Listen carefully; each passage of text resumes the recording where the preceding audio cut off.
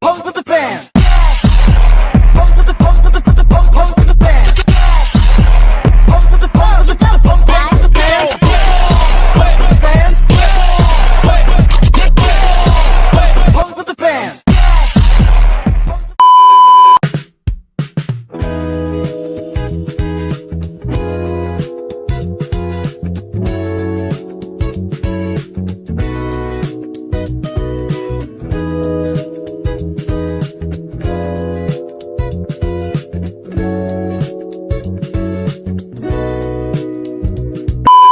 Assalamualaikum Bapak, maaf di sini saya mau mewawancarai Bapak untuk tugas manajemen strategik. Di sini Bapak sudah berapa lama jualan? Kalau di UIN ini saya baru berjalan sekitar 1,5 bulan. Tapi kalau di sini ini, kalau di UIN ini, depan UIN ini biasanya dari jam 9 pagi sampai jam 1 atau setengah 2, karena kita akan pindah ke sekolah MTS 2 madrasah ya kan. Habis itu nanti kita keliling lagi seperti kayak pasar-pasar sore, pasar gebrakan itu. Sebelumnya Bapak emang udah stand di sini atau di rumah Bapak atau baru ke sini kayak gitu? Kalau sini ini masih baru, tapi sebelumnya itu ya sudah keliling seperti kayak di dekat Pasar Tempel, di depan sekolah STMBLK itu memang sudah lama. Dan kita menjalani profesi seperti tahu gejrot ini baru berjalan 1 tahun. Sebelumnya kita ini nggak pernah seperti berpikir ini, karena kita sebelumnya itu adalah dagang seperti kayak pakaian gitu. Itulah perkembangan kita ini bergerak di bidang kuliner gitu. Baik, di sini langsung ke ini ya Pak, ke pertanyaan.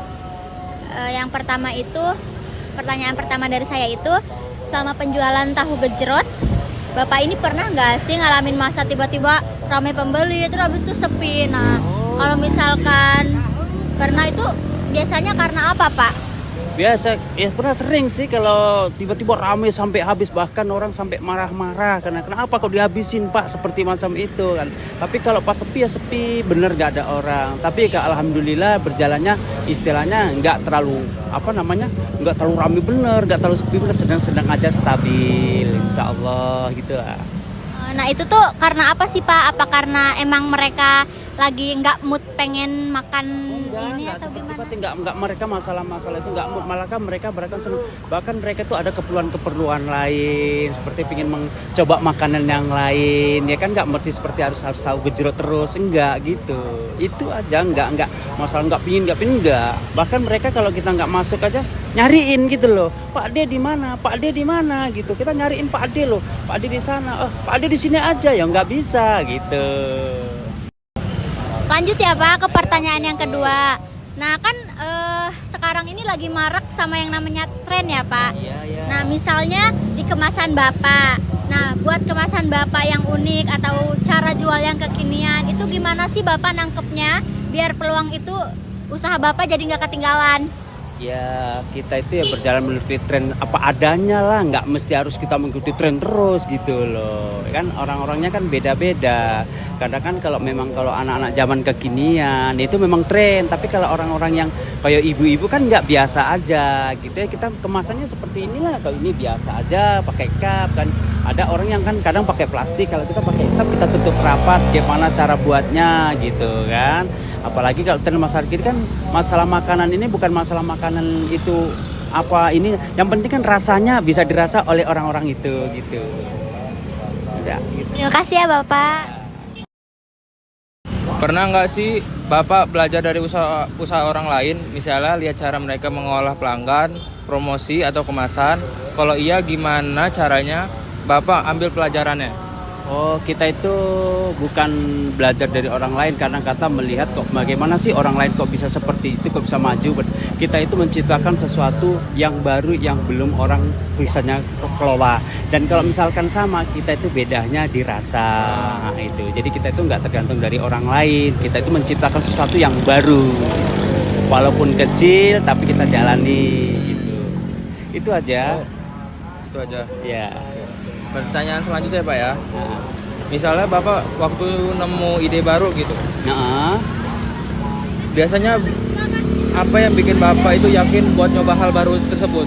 ya kita yakin karena kita sudah pernah kerja di bidang seperti makanan. Jadi kita tuh nggak pernah kaget itu loh. Bagaimana kok orang bisa seneng misalkan kalau kita buat tahu gejrot, orang tahu gejrot rasanya seperti kita harus tampil beda rasanya bagaimana gitu. Atau misalkan kita buat bakso bagaimana rasanya kok bisa harus lain. Misalnya bukan dimsum kita harus apa gitu. Kita buat sendiri gitu. Oh, harus ada cita rasa sendiri gitu Cita ya, Pak, rasa ya? sendiri gitu. Oke Pak, terima kasih ya Pak ya. Iya.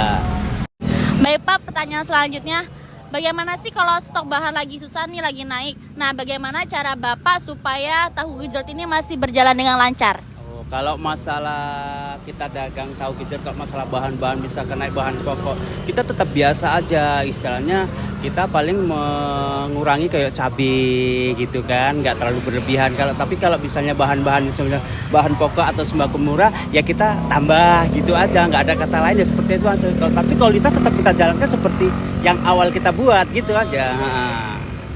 Kemudian pertanyaan kedua, selain rasa, apa sih yang menurut Bapak menjadi keunggulan dari tahu gejrot ini dibanding tahu gejrot yang lain? Oh, itu kita harus ramah, sopan, santun. Tetap walaupun orang berbilang apa, kita tetap ramah menjalani dengan penuh sopan santun itu aja. Senyumnya Ya, selalu. senyum ya Pak. Iya, senyum selalu. Makasih ya Pak. Pertanyaan selanjutnya itu, pernah nggak Bapak mengubah cara berjualan karena suatu kondisi Pak? Misalnya kayak pandemi kemarin. Oh ya pernah, ini tadinya kita sebelum kita ke tahu gejrot adalah dagang pakaian ya kan. Karena situasinya setelah pandemi seperti macam itu kita berubah di kuliner. Kuliner bidang apa? Bidang ini tahu gejrot itu. Nah selanjutnya, menurut Bapak kan berjualan sudah lama. Iya. Nah jadi pengalaman Bapak itu bisa mengambil keputusan di waktu yang sekarang apa enggak? Kalau waktu sekarang itu ya perlu kita seperti kayak penghematan, penjimatan gitu. Kalau dulu kan enggak ya kan, karena dulu kan masih enak lah. Kalau sekarang ini kita harus ya itu tadi direm-rem atau istilahnya ya selain direm-rem itu kita itu hemat-hemat lah gitu. Istilahnya nggak seperti kebiasaannya karena situasinya seperti macam ini. Itu aja. Siapa? Iya. Siapa?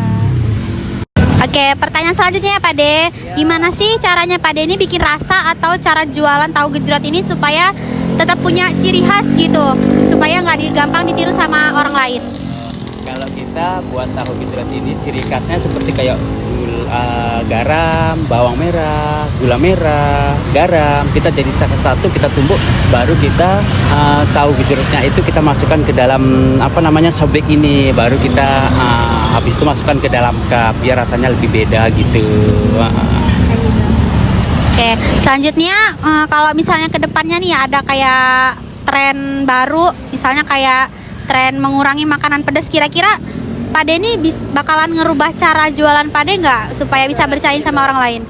Kalau misalnya dia itu kan sekarang mau pedas, mau sedang, mau enggak. Misalkan kalau dia mau pedas ya kita cabenya tambahin. Tapi kalau sedang kita ukur cabenya berapa. Tapi kalau nggak mau pedas seperti dia bawang aja boleh ya kan. Lebih Gula ke personal ya, Pak De, ya? gula aja boleh, bawang putih aja boleh. Karena orang banyak minta Pak De yang pedas gitu. Seperti itu buat pedas. Pak De yang sedang. Pak De nggak usah cabai, nggak usah bawang, ya itu aja gula aja sama itu aja udah gitu caranya. Tadi lebih ke tergantung pelanggannya maunya Tergantung gimana. pelanggannya gitu. bagaimana gitu. Nggak selamanya kalau tahu gejrot itu pasti enggak juga gitu. Ya. Kasih Pak De.